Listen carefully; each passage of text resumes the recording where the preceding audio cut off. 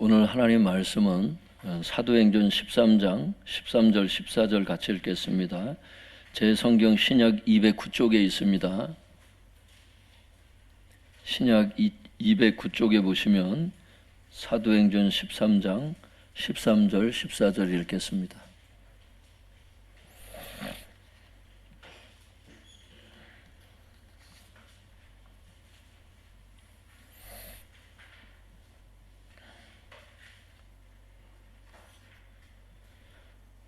사도행전 13장 13절 14절 같이 읽겠습니다. 시작.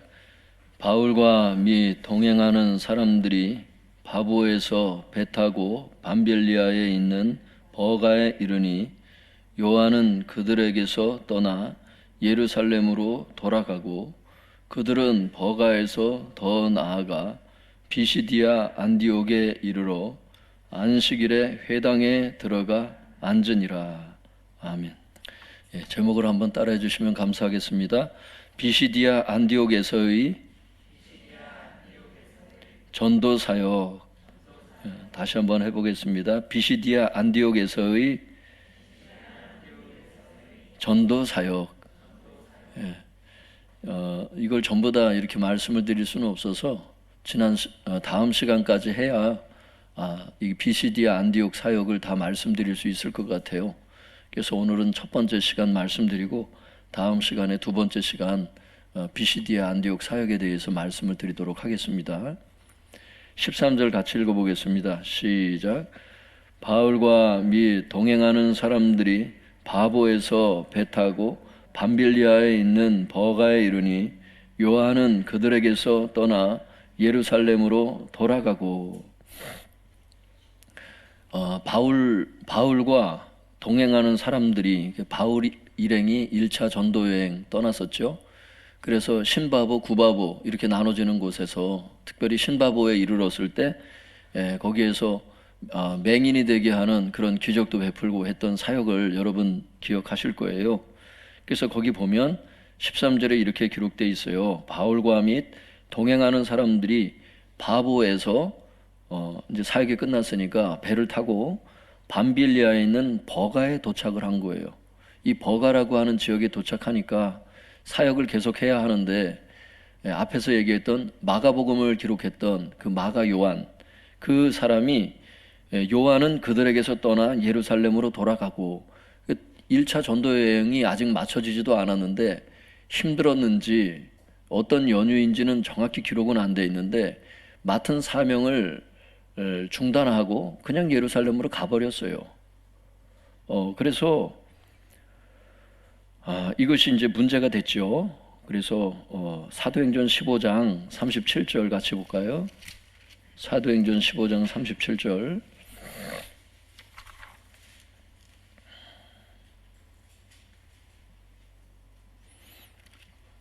(37절로) (39절) 같이 읽어보겠습니다. 사도행전 15장 37절에서 39절 시작. 바나바는 마가라 하는 요한도 데리고 가고자 하나 바울은 밤빌리아에서 자기들을 떠나 함께 일하러 가지한 자를 데리고 가는 것이 옳지 않다 하여 서로 심히 다투어 피차 갈라서니 바나바는 마가를 데리고 배 타고 구브로로 가고. 40절. 바울은 신라를 택한 후에 형제들에게 주의 은혜에 부탁함을 받고 떠나 수리아와 길리기아로 다니며 교회들을 견고하게 하니라. 밤빌리아에 있는 버가에 도착했을 때 지금 요한이 사역 그만두고 그냥 떠나버렸잖아요. 그래서 이것이 사도 바울에게 어려움이 있었나 봐. 여기 본문에는, 오늘 본문에는 기록은 안 돼 있는데 나중에 15장에 가면 이걸 사도 바울이 얘기를 합니다. 1차 전도 여행 끝나고 또 전도 여행을 가야 될 거 아니에요. 또 전도하러 가려고 하는데 37절에 보면, 15장 37절에 보면 바나바가 마가 요한을 데리고 가고자 하나, 바나바는 자기 조카였잖아요. 그러니까 요한을 데리고 가자 얘기를 하니까 바울이 그러는 거예요. 밤빌리아에 있는 버가에서 그때 그렇게 떠나버렸었잖아요. 그러니까 바울이 밤빌리아에서 자기를 떠나 함께 일하러 가지 아니한 자를 데리고 가는 것이 옳지 않다는 거예요. 중간에 도중에 이렇게 형제들이 다 같이 이렇게 사역하기 위해서 가는데 혼자만 이탈을 하는 거야. 이런 사람을 다시 데려갈 수는 없다. 사람들 힘 빼니까. 여러분 교회 사역할 때 같이 할 수 있길 바랍니다. 자기가 맡은 것 중간에 포기하지 말고 최선을 다해서 주님께서 맡겨주신 사명 잘 감당할 수 있길 바랍니다. 어떤 특별한 연유들이 우리가 있어서 이렇게 쉴 때도 있고 하지만 기본적인 마음은 최선을 다하고 충성, 맡은 자에게 구할 것은 충성이라고 말씀하세요. 주님께서 고린도전서 4장 2절에 보면 하나님은 맡은 자에게 충성을 요구하십니다. 근데 마가 요한이 형제들과 같이 사역하러 떠나놓고서 중간에 이탈 행위를 하니까 바울이 힘들어하잖아요. 여러분 그래서 결국엔 어떻게 됐어요? 39절에 서로 심히 다투어 피차 갈라서니 바나바와 바울이 둘 다 사도인데 이 마가 요한 때문에 서로 싸우게 돼가지고 갈라져 버렸어요. 그냥 서로 다른 데로 가서 전도를 한다고. 그 다음에 쭉 읽어보면 그러니까 내가 문제가 되면은 다른 사람에게 이게 분쟁의 씨앗이 될 수 있어. 내가 그러니까 교회 생활을 할 때 같이 공동체 생활을 잘해야 되는 거예요. 할렐루야. 나 하나 편하자고 자꾸 이렇게 이탈행위하고 이렇게 되면은 성도들이 힘이 빠지는 거예요. 예전에 이렇게 저희 부모님 그 아버지도 교회 두 곳을 개척하실 때 보니까 축사를 갖다가 이렇게 돼지 살고 그랬던 그 축사를 변형시켜서 교회를 만들 때 보니까 막 가서 막 노가다를 막 하시는 거예요. 막. 근데 여자분들은 밥 해는 거 외에 뭘 도울 수 있겠어요? 그냥 옆에서 지켜보는 거지. 그래도 그게 힘이 되는 거야. 아니, 나는 할 일 없지. 그리고 그냥 밥만 해놓고 확 가버리면은 그리고 혼자서 그냥 계속 그냥 아버지 혼자 해봐. 힘 빠지잖아. 근데 옆에서 같이 구경해 주는 거야. 구경도 그거 일이야. 예. 담임 목사가 와서 뭘 크게 이 조그만 개척교회 뭘 큰 걸 하겠어요? 거미줄 대청소할 때 거미줄 걷고 그냥 추리닝 입고 왔다 갔다 하고 밥이나 먹어주는 거 그것이 도와주는 것일 수도 있어. 요즘엔 그것도 자꾸 오면은 부담된다고 주변에서 그래가지고 얼마 전부터는 그것도 못 오긴 하는데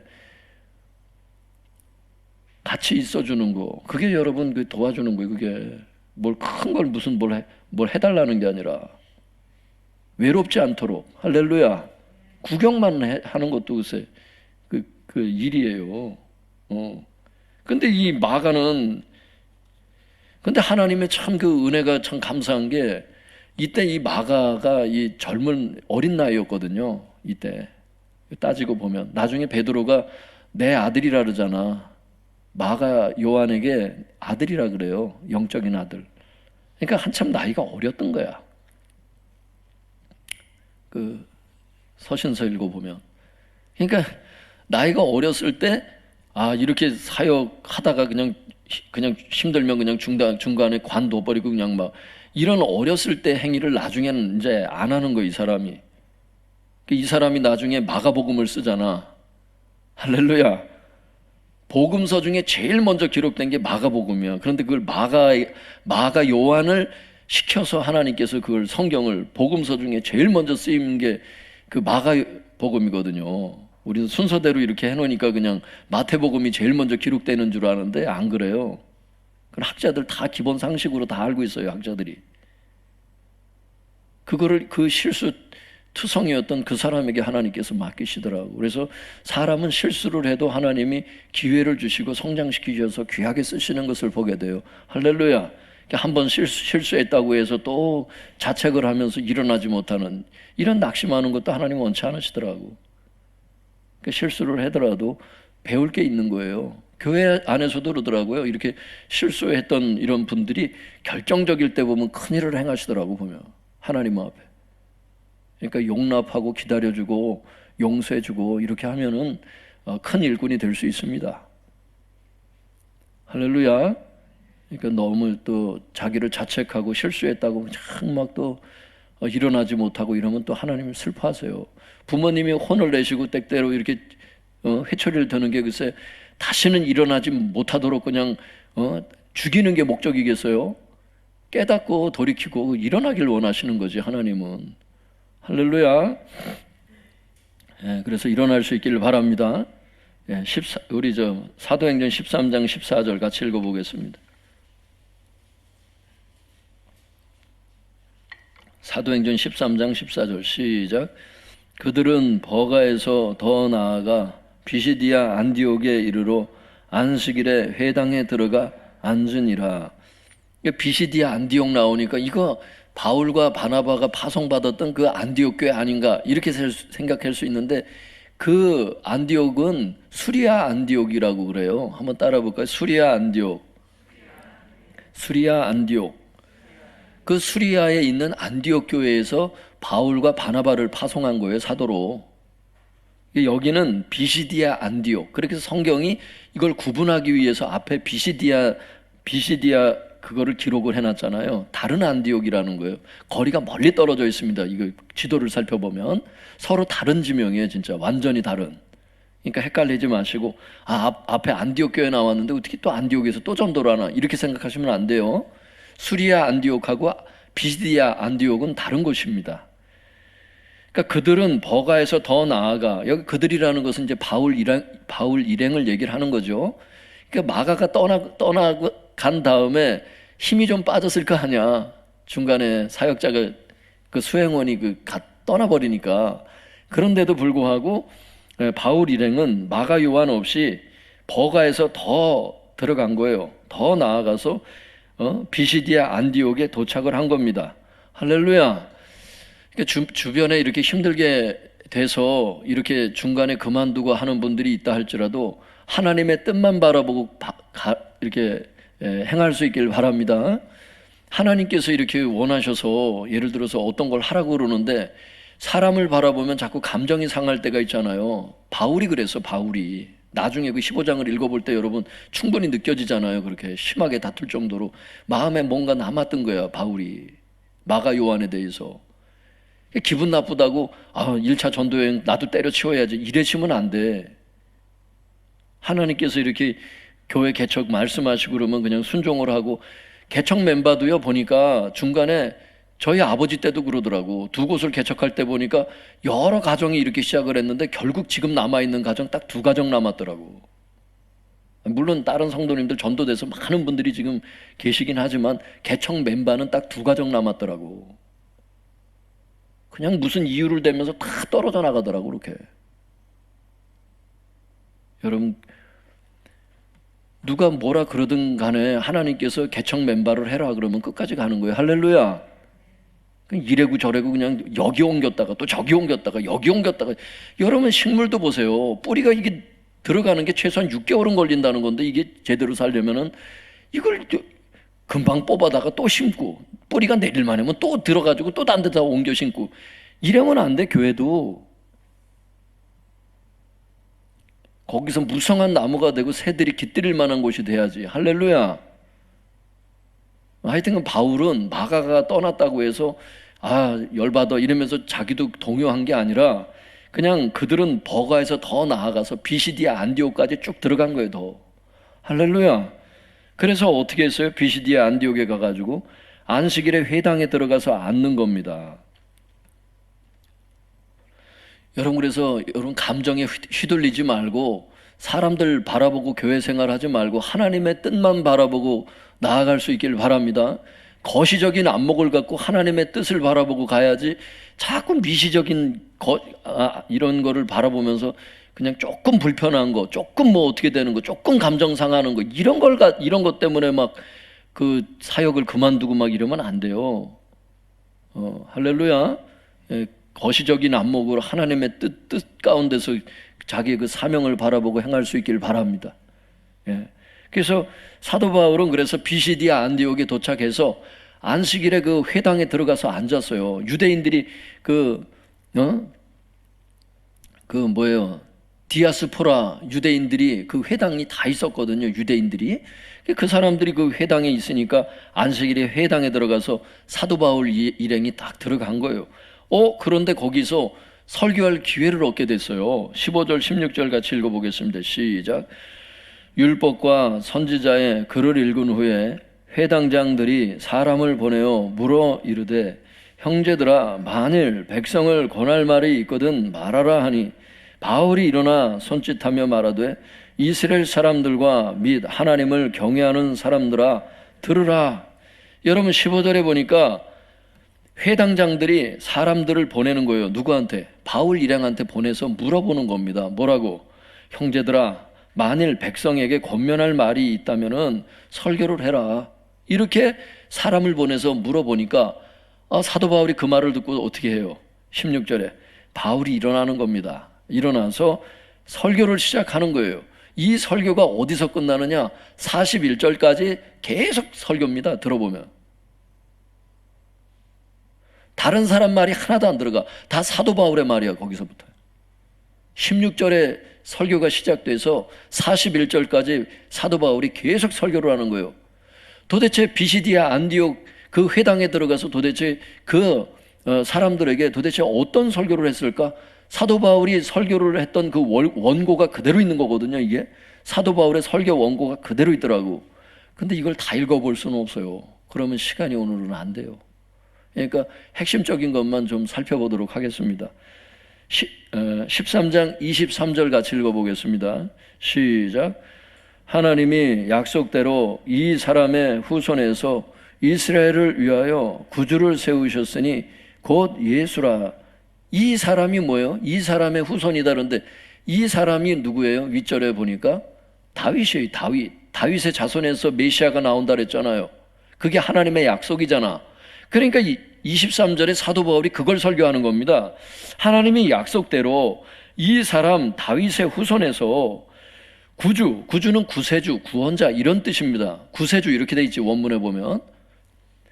하나님이 약속대로 다윗의 후손에서 구세주를 세우셨는데 그가 곧 예수님입니다 하면서 예수님이 그리스도라고 메시아라고 예수님이 구원자라고 막 설교를 한 거야.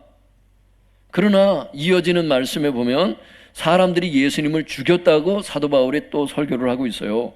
27절에서 29절 같이 읽어보겠습니다. 시작.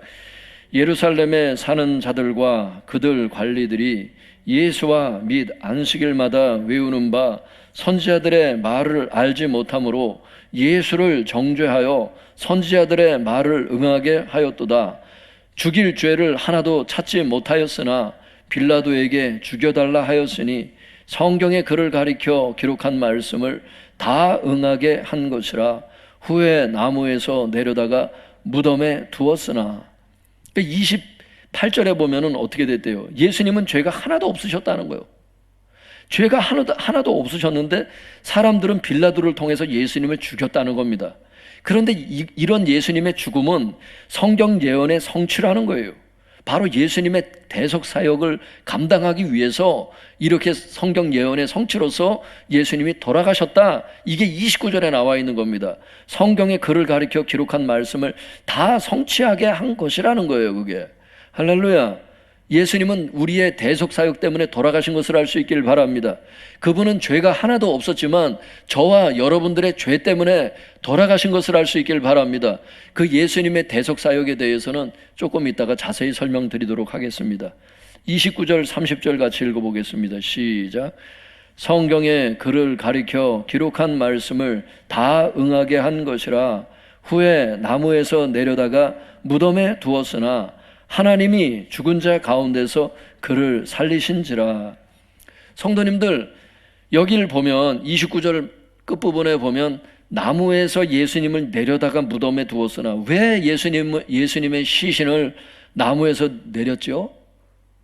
빌라도가 나무에서 죽였으니까. 그 나무가 뭐예요? 그 십자가잖아. 그게 십자가 형태로 생긴 나무라 이거 아니에요. 여러분, 예수님을 그 나무 십자가에서 죽이고 빌라도가 그 무덤에 요셉 거기에다가 결국 예수님이 장사가 됐잖아요. 무덤에 장사했지만 어떻게 된 거예요? 예수님은 하나님을 다시 살리셨다고 30절에 나오는 거예요. 즉 예수님은 죽음에서 부활하신 것을 알 수 있길 바랍니다. 여러분, 사람이 죽었는데 다시 살아나는 기적이 일어나서, 이게 기독교에서 얘기하는 예수님이 예수님의 부활을 기념해서 오늘이 여러분 부활절 아니야? 그래서 부활절. 온 세계 교회가 여러분 지금 다 부활절 감사 예배를 드린다니까 오늘. 그러니까 그저께 금요일 날 예수님 돌아가시고 3일 만에 주님 살리신 그걸 기념하는 거 아니에요? 여러분, 그런데 우리가 여기서 한 가지 생각해 볼 게, 하나님은 왜 예수님을 부활시키셨을까? 그걸 알아보려고 하는 거예요. 예수님이 꼭 부활하셔야 되나? 부활하셔야죠. 그런데 그 이유가 여러 가지가 있겠지만 사도행전에 확실히 기록된 게 있어요. 사도행전 17장 31절 한번 열어보세요. 사도행전 17장 31절입니다.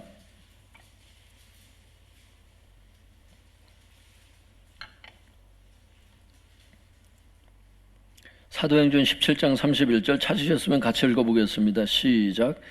이는 정하신 사람으로 하여금 천하를 공의로 심판할 날을 작정하시고 이에 그를 죽은 자 가운데서 다시 살리신 것으로 모든 사람에게 믿을 만한 증거를 주셨음이니라 하니라. 그를 죽은 자 가운데서 다시 살리셨대요. 여기서 그는 예수님이죠. 예수님을 죽은 자 가운데서 다시 부활시킨 이유가 뭐래요? 모든 사람들에게 믿을 만한 증거를 주셨음이니라. 모든 사람에게 믿을 만한 증거를 주시기 위해서 부활시키셨다는 거예요, 예수님을. 그래서 예수님만이 구원자가 되심을 분명하게 증거하셨다는 거예요. 다른 종교에는 구원이 없다는 거예요. 예수님만을 통해서만이 구원을 받을 수 있다는 그 확실한 증거를 위해서 사람이 죽었다가 살아나면 사람들이 믿을 줄로 알고 그 믿을 만한 증거를 주셨다는 거예요. 할렐루야. 그런데도 안 믿으면 나중에 여러분 큰일 납니다. 이거 사도 바울 나중에 경고를 보세요. 나중에 하나밖에 없는 아들 독생자를 보내주셔서 사랑하는 아들을 죽이면서까지 우리를 사랑했는데, 그리고 믿을 만한 증거를 주시기 위해서 부활을까지 시켰는데 그거를 안 믿고 그렇게 멸시하는 자들에 대해서 멸망밖에 없다는 거예요. 성경이. 예수를 안 믿는 게 그래서 죄입니다. 여러분, 지옥 가요. 이건 제 설교가 아니라 사도 바울이 나중에 그 설교를 한다고 이따 볼 거예요. 여러분, 하나님은 충분히 하실 것을 다 하신 것을 알 수 있길 바랍니다. 믿을 만한 충분한 증거를 주셨다고, 예수님을 부활시키셔서. 여러분, 예수님이 부활시켰다는 이 얘기는 그냥 옛날 얘기가 아니에요. 여기 증인들이 많어. 예수님 살아난 증인들이 많어. 그 31절에 얘기를 하잖아요. 31절 같이 그 사도행전 13장 31절 한번 펴보세요. 사도행전 13장 31절 같이 읽어볼게요. 시작. 갈릴리로부터 예루살렘에 함께 올라간 사람들에게 여러 날 보이셨으니 그들이 이제 백성 앞에서 그의 증인이라. 여러분, 여기 주어가 도대체 뭔지 잘 안 보이죠? 사람들에게 여러 날 보이셨으니 도대체 누가 보였다는 거예요? 그래서 원문을 제가 읽어드릴 필요가 있어요. 원문에는 사람들에게 여러 날 보이셨으니 이게 이렇게 기록되어 있다고. 그가, 여기서 그라는 건 예수님 자신이죠. 그가 사람들에게 여러 날 보이셨다. 그러니까 예수님은 당신께서 부활하신 모습을 사람들에게 여러 날 동안 직접 보여주셨다는 뜻이에요. 여러 날 동안인데 여러분, 그 여러 날이 성경에 구체적으로 나오죠. 며칠 동안 보이셨는지, 며칠 동안인지 여러분 아세요? 사도행전 1장 3절을 한번 읽어보겠습니다. 사도행전 1장 3절.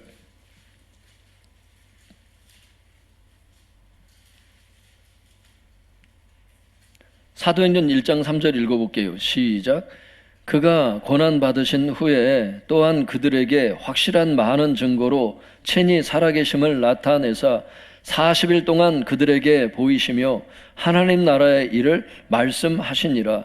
여러분, 며칠 동안 예수님 승천하시기 전에 며칠 동안을 사람들에게 당신이 살아난 것을 직접 목격할 수 있도록 당신의 모습을 보여주셨느냐? 40일 동안 보여주셨다는 거예요, 사람들에게. 그때 목격한 사람들이 몇 명인 줄 아세요, 여러분? 고린도전서 15장 펴보세요, 여러분. 예수님의 그 부활을 목격했던 사람이 몇 명인지 한번 성경을 보잔 말이죠. 성경 282쪽에 있습니다. 제 성경 282쪽. 고린도전서 15장 4절에서 8절 같이 읽어보겠습니다. 4절에서 8절 시작. 장사 지낸 바 되셨다가 성경대로 사흘 만에 다시 살아나사 게바에게 보이시고 후에 12 제자에게와 그 후에 500여 형제에게 일시에 보이셨나니 그 중에 지금까지 대다수는 살아있고 어떤 사람은 잠들었으며 그 후에 야고보에게 보이셨으며 그 후에 모든 사도에게와 맨 나중에 만삭되지 못하여 난 자 같은 내게도 보이셨느니라. 5절에 게바가 누구예요? 베드로잖아. 베드로에게 예수님의 살아난 모습을 보여주셨고 12 제자에게 보여주셔서 도마가 예수님 부활을 도대체 믿을 수 없다 그랬잖아요. 근데 예수님 나타나서 내 옆구리에 창자국에 네 손가락 집어넣으라 그랬잖아. 그 도마가 여러분 예수님 살아난 거를 직접 확인하고서 나의 주님이라 그랬잖아. 그가 나중에 여러분 전승에 보면 인도에 가서 복음 전하다가 여러분 살갗이 벗겨져서 순교해서 죽었잖아. 여러분 이 사람 베드로는 여러분 게바에게 보이시고 베드로는 거꾸로 십자가에 달려 죽었잖아요. 예수님의 그 부활 사건을 만난 다음에 사람이 죽으면 끝이 아니고 부활의 세계가 있다는 걸 알고 나서 우리 몸도 다 부활된다는 걸 알고 나서 이 사람들이 눈이 뒤집힌 거야.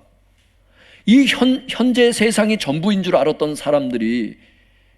그래서 여러분 예수님 돌아가셨을 땐 다 숨었잖아. 근데 이제는 자기가 죽는 걸 알면서도 복음 전하다가 죽은 거잖아.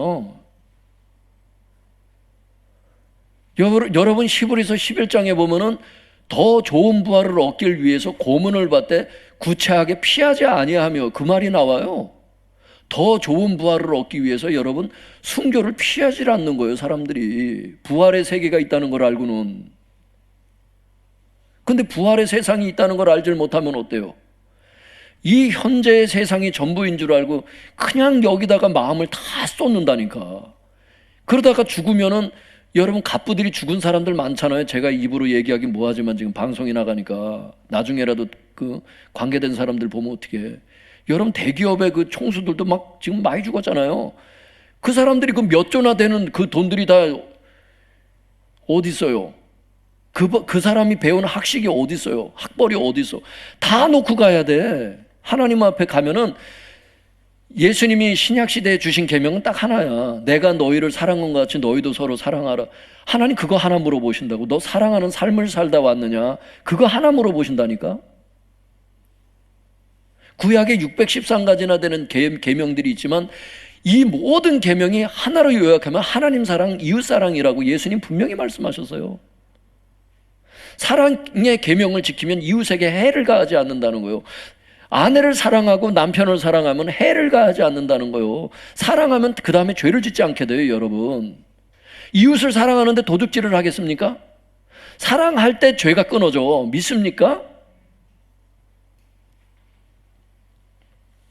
그래서 거기에 한번 볼게요. 성도님들, 제가 조금 흥분을 한 것 같아요. 흥분을 하라는 건 아닌데 설교하다 보면 그럴 때가 있어요. 5절 6절 같이 읽어볼게요. 시작. 게바에게 보이시고 후에 12 제자에게와 그 후에 500의 형제에게 일시에 보이셨나니 그 중에 지금까지 대다수는 살아있고 어떤 사람은 잠들었으며. 성도님들 게바 12 제자 이런 사람들한테만 보인 게 아니에요. 500명의 형제에게 일시에 보이셨다는 거예요. 직접 나타나신 거예요. 주님이. 여자들은 형제들만 기록되어 있네. 옛날 사람들은 남자들만 기록하더라고. 여자들은 그러면. 여러분 예수님의 부활을 목격한 사람은 500명 이상입니다. 나중에 여기 보면 7절에 여기 보면 6절에 지금까지 대다수가 살아있대. 예수님 부활의 증인들이야. 이 사람들이 목격한 사람들이니까. 예수님의 부활한 모습을 목격했으니까 이 사람들이 부활의 증인들이잖아. 대다수가 살아있었다는 거예요. 이게 고린도전서가 기록될 그 당시만 하더라도. 그러니까 이 기독교가 퍼져나간 거예요. 믿습니까? 여러분 그래서 여러분 그 초대교회 때 원형 경기장 요즘에도 TV 나오더라고. 원형 경기장에서 여러분 기독교인들을 얼마나 죽였어. 사자의 밥으로 던져가지고. 근데 네로 황제가 여러분 그렇게 열받았대잖아. 그 죽은 사람들 이렇게 구경하러 이렇게 뒷짐지고 이렇게 다니는데, 그렇게 기독교인들이 그 사자에 물려서 죽은 사람들을 얼굴이 남아가지고 이렇게 보면은 웃고 죽었다는 거요. 그러니까 네로가 막 이게 이해가 안 돼가지고, 아니 사자에 물어뜯겨 죽는데 왜 웃으면서 죽냐는 거요. 여러분, 죽을 때는 이게 보이는 거예요, 다.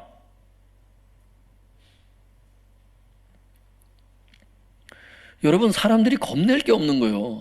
내가 여기서 죽으면 끝나는 게 아니라 천국에 분명히 있고, 할렐루야. 내 육체도 예수님처럼 부활된다고 말씀하셨으니, 할렐루야. 성경에 부활된다는 말이 굉장히 많이 기록되어 있어요. 예수님만 부활하는 게 아니에요. 나중에 우리도 그렇게 하나님의 권능으로, 그렇게 하나님의 영께서 우리 안에 있는 영이 그렇게 하시겠다 그랬어요. 이 로마서 8장을 읽어봐도. 예수님만 부활하는 거 아니에요. 우리도 부활해요. 할렐루야. 여러분, 그러니까 그때 당시 500명의 형제에게 일시에 보였을 때 대다수가 살아있었다는 거예요.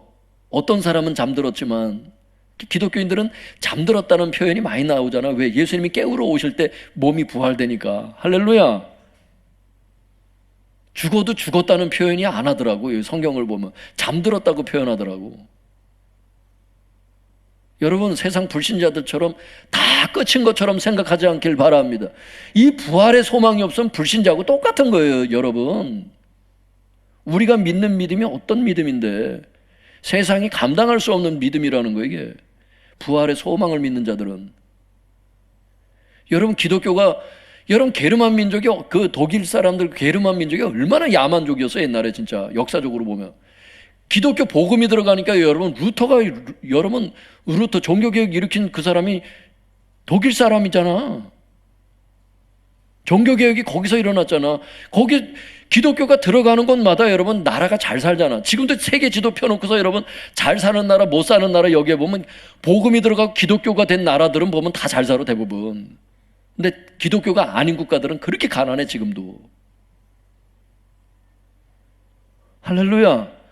사람들이 거칠 게 없는 거예요. 그러니까 그냥 막 유럽으로 해서, 아메리카로 해서 우리나라까지, 대한민국, 지금은 이제 카자흐스탄이나 뭐 이런 실크로드 쪽으로 해가지고 다시 예루살렘 쪽으로 쭉 들어가는 거예요. 지금 다 한 바퀴를 삥 돈 거예요.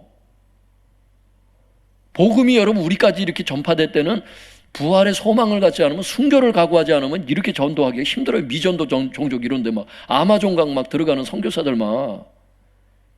부활의 소망이 있으니까 죽음을 두려워하지 않고 가는 거지. 할렐루야. 그래서 우리도 혜택을 본 것을 알 수 있길 바랍니다. 그러니까 우리도 선교사를 파송하고 나가야지. 우리만 혜택을 보고 다른 사람은 죽게 내비둘 거요. 그러니까 이기적으로 가면 안 되고, 사도 바울처럼 우리도 여러분 전도가 돼야 되는 것을 알 수 있길 바랍니다. 그래서 7절에 보면 야고보에게도 보이고 모든 사도에게와 맨 나중에는 사도 바울 자기 자신에게도 보여주셨다는 거예요. 예수님 살아나신 것을. 할렐루야. 사도행전 13장 31절로 다시 돌아가겠습니다. 사도행전 13장 31절.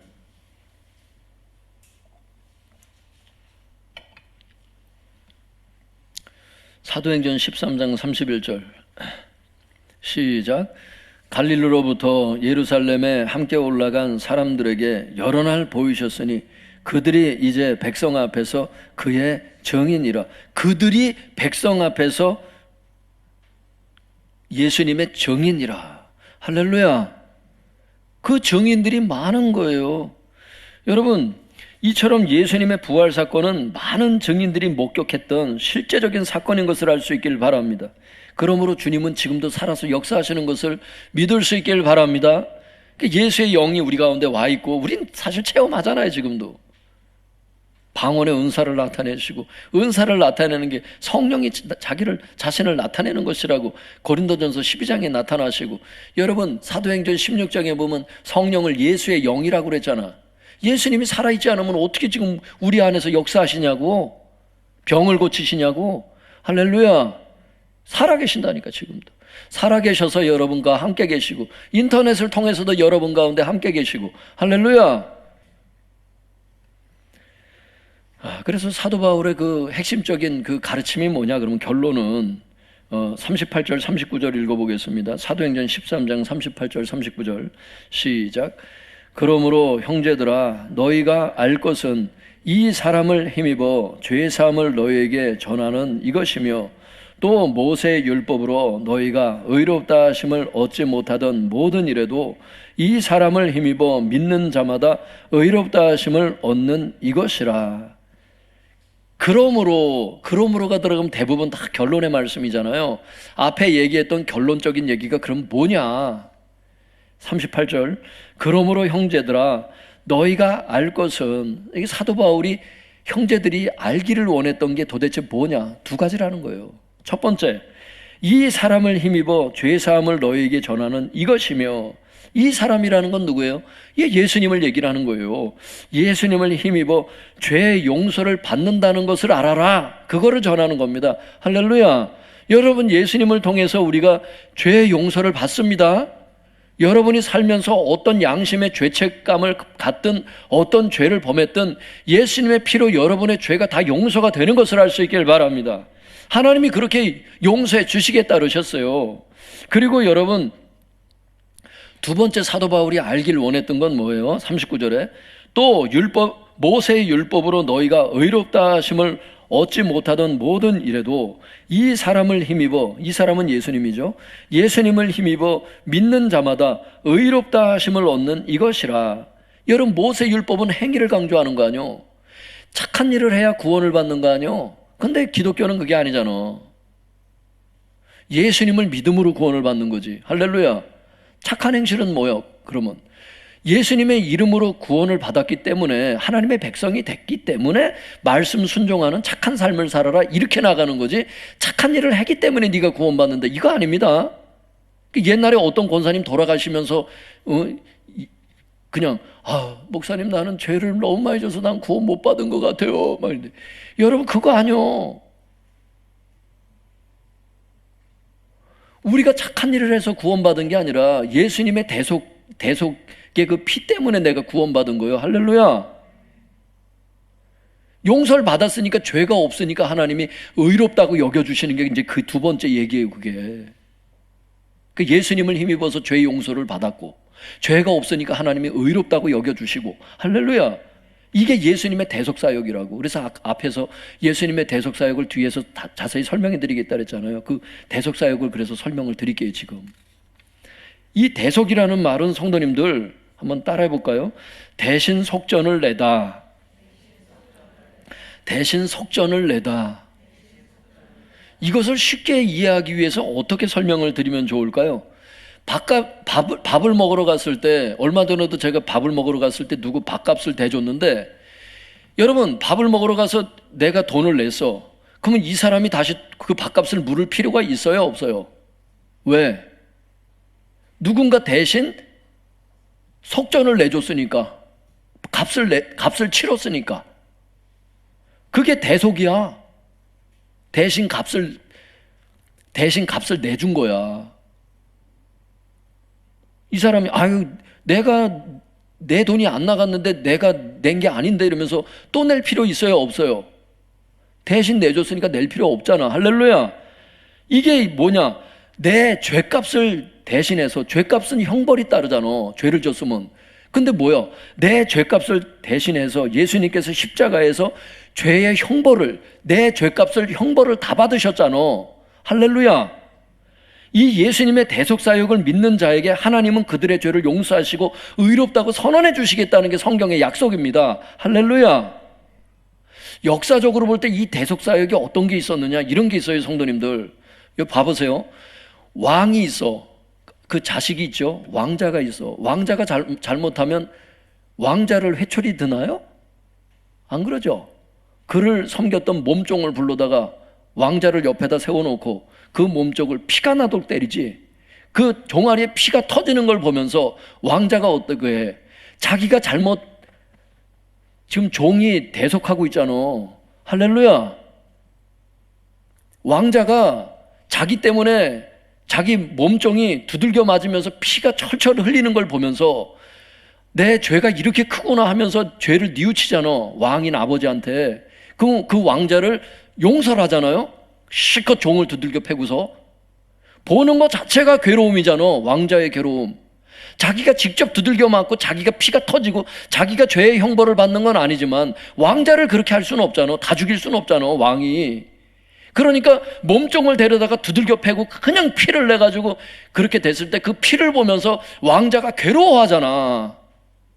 그 괴로움을 보고 왕이 너는 죄가 없다, 의롭다고 여겨주잖아요. 할렐루야. 그게 대속사역이요. 예수님은 뭐예요? 마가복음에 보면 종으로 오셨대잖아. 우리 종으로 오셔서 그 대속사역을 한 거예요. 그 왕자의 그 몸종은 자기도 죄인의 신분으로 대속을 했지만 예수님은 아까 봤지만 죄가 하나도 없으신 분이기 때문에 그의 대속은 확실하다 이거예요. 할렐루야. 여러분과 저의 죄를 다 짊어지고서 십자가에서 죄의 형벌을 다 받은 거예요. 그걸 보면서 가슴을 두드리는 사람들, 자기 죄를 회개하는 사람들, 그 사람들 주님께서 용서해 주시겠다는 거예요. 죄가 용서가 되고 없어졌으니 당연히 의로워진 거 아니에요. 그러니까 의롭다고 선언하잖아, 재판장이신 하나님이. 그 사람이 천국 백성이고 하나님의 자녀라고 성경에 나오는 거고, 예수님의 대속사역을 믿는 것을 기독교의 믿음이라는 거예요. 할렐루야. 여러분, 대속사역을 확실히 이해할 수 있길 바랍니다. 여러분, 예수님은 우리의 죄 때문에 대속사역을 이루신 것을 알 수 있길 바랍니다. 그리고 그 대속사역이 확실하다는 것을 알리기 위해서 사람들이 믿을 만한 증거가 필요하잖아. 예수님 부활시키셔서 진짜 대속사역이 맞다는 것을, 이분이 진짜 구원자라는 것을 확실하게 증거하기 위해서 부활 사건을 일으키신 거예요. 할렐루야. 여러분, 예수님의 대속사역을 믿고 구원 얻는 여러분들이 다 되시기를 축복합니다. 그런데 하나님이 이렇게 독생자를 내어놓고 죽이시고 확실하게 믿을 수 있는 믿음의 증거까지 다 주셨는데, 부활까지 시키셨는데 믿지 않는 사람들은 어떻게 된다는 거예요? 멸망된다는 거예요. 그게 40절 41절의 바울의 설교입니다. 이게 이 설교하고 바울의 설교는 끝나요.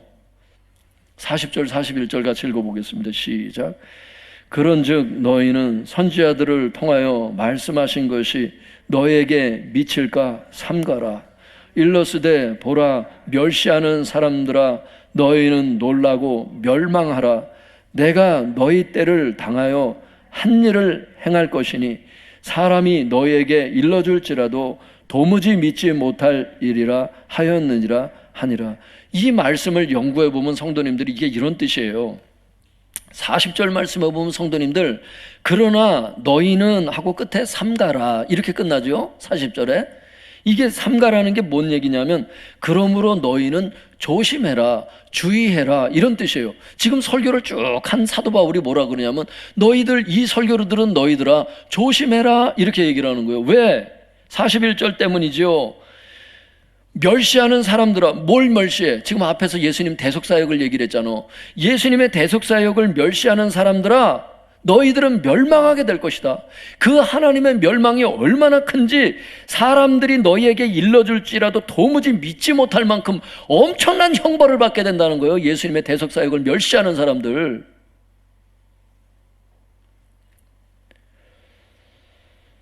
여러분, 하나님은 독생자 예수님을 우리에게 보내주셔서 대속사역을 이루시고 그의 부활을 통하여 믿을 만한 증거도 충분히 주셨습니다.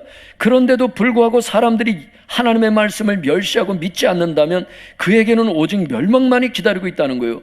이 멸망이 실로 엄청난 것이어서 41절에 사람이 너희에게 일러줄지라도 도무지 믿지 못할 일이라 이렇게 말씀하시는 거예요. 여러분, 이게 사도 바울의 설교예요. 사도 바울은 달콤한 말만 얘기를 하지 않았어요. 그냥 대속사역만 얘기하고 믿어라 이걸로 끝나질 않았어요. 대속사역을 믿지 않았을 때 너희들은 멸망이다, 이 설교까지 분명히 경고까지 했어요. 그랬을 때 사도 바울의 이 설교를 들었던 사람들이 야, 듣기 싫어, 저리 가, 다시는 하지마 이랬던 게 아닙니다.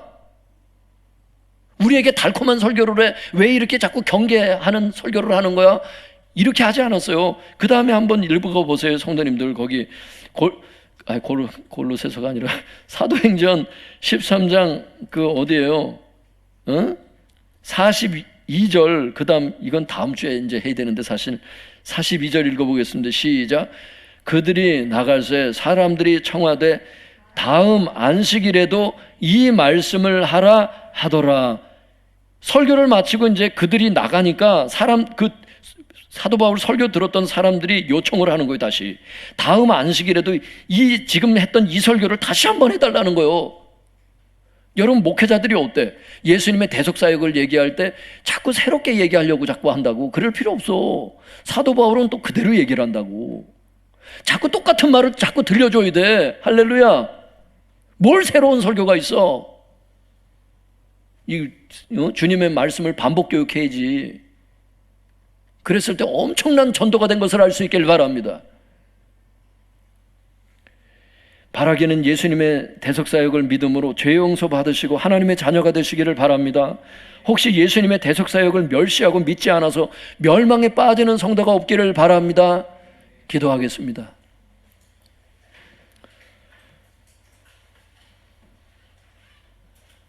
제가 알기에 우리 성도님들은 다 예수님을 영접한 사람들이에요. 그러나 오늘 이 설교를 함으로 말미암아 여러분, 예수님의 대속사역을 통해서 다시 한번 구원 얻는 기회를 드릴게요. 구원이 아리까리하거나 오늘 이 설교를 듣고 정말 다시 한번 예수님을 영접해야 되겠다 생각하는 분들은 오늘 이 기도를 따라하시고, 가급적 다 따라하세요. 그리고 진심으로 이 기도를 따라하시면 하나님께서 여러분을 구원시키시고 하나님의 자녀 되게 하시고 천국 백성 되게 하시고 여러분 죄를 용서하시고 여러분 그 대속사역에 말씀하셨듯이 여러분 의롭다고 주님께서 선언해 주실 줄로 믿습니다. 하나님은 진심으로 기도하는 사람의 기도를 들어주시거든요. 제가 먼저 선창을 할 때니까 기도를 따라 하세요. 인터넷에 통해서 예배드리는 분들도 한번 따라해 주시기 바랍니다. 하나님, 저는 죄인입니다. 이제 저는 제 마음의 문을 열고 나의 죄를 대신하여 죽으시고 나를 위하여 부활하신 예수님을 내 인생의 구원자로 영접합니다. 지금부터 천국 갈 때까지 나를 인도하여 주옵소서. 나의 죄를 용서해 주시니 감사합니다. 하나님의 자녀가 되게 하시니 감사합니다. 예수님의 이름으로 기도합니다. 아멘. 예, 박수하겠습니다. 저는 이렇게 영접 기도를 해서 많은 사람들이 구원을 받는 것을 봤어요. 저는 대학교 때부터 사역리 전하면서 이런 순간들이 저는 많았습니다. 여러분, 구원 받으신 것을 알 수 있길 바랍니다. 의심하지 마세요. 하나님 말씀하신 대로 해. 하나님은 이랬다 저랬다 하시는 분이 아니에요. 믿을 때 구원을 주시겠다는 거예요. 할렐루야. 믿음으로 기도하셨잖아 지금. 여러분들은 저주를 받지 않게 될 것입니다. 천국 백성이고 하나님의 자녀가 된 것입니다. 기도하겠습니다.